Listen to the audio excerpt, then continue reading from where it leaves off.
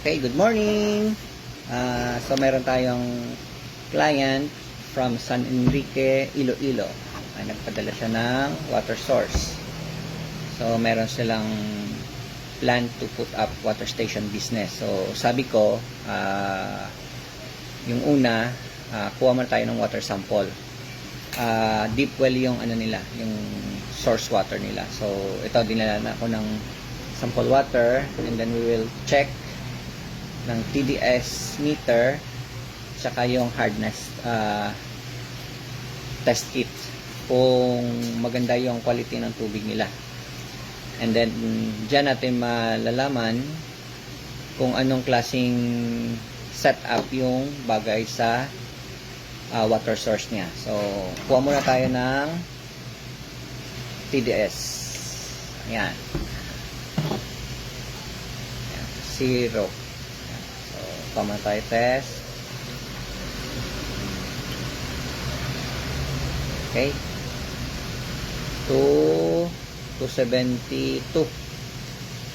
Ayan, ganda. So medyo maganda yung TDS ng tubig nila. Ayan.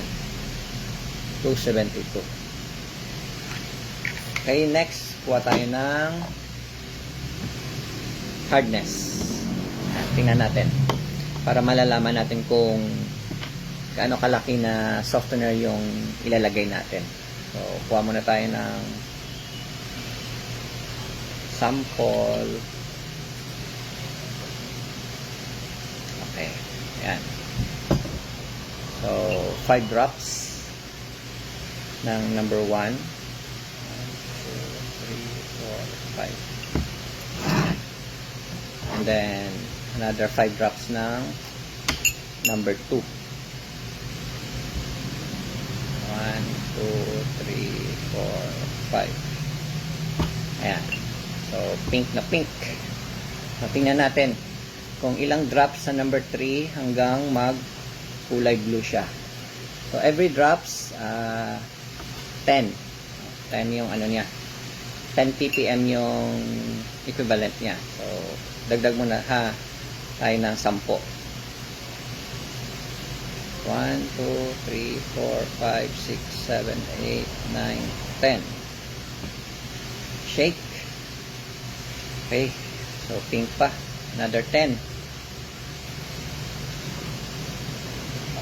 1, 2, 3, 4, 5, 6, 7, 8, 9, 10.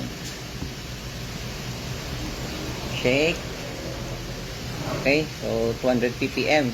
Wala pa. So another 10.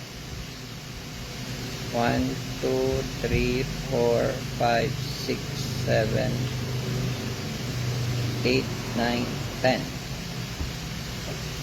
Medyo kulay blue na konti.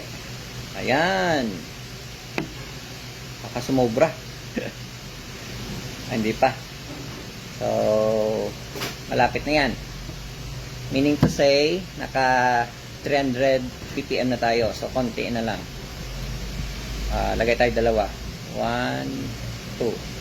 32. 33, 34,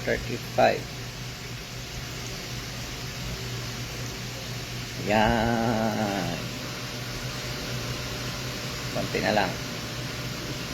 35, 36, 37. So 37, yan.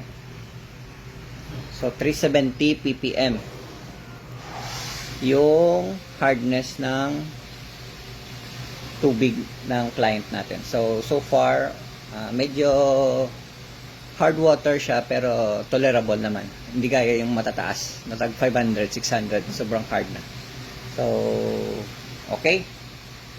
So, at least alam natin kung anong klaseng water station machine setup yung bagay sa kanyang tubig initially. So pero as required, dapat talagang magkaroon tayo ng physical chemical analysis ng tubig natin.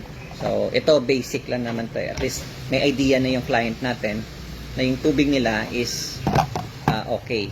So, aside from that, siyempre, meron tayong to consider yung iron, no? Manganese, etc. So, meron tayong parameters dyan na kailangan sa physical chemical na tinitingnan natin. So, okay na. Update na lang kita uli, ma'am, kung anong setup yung bagay sa water station. So, thank you and good morning.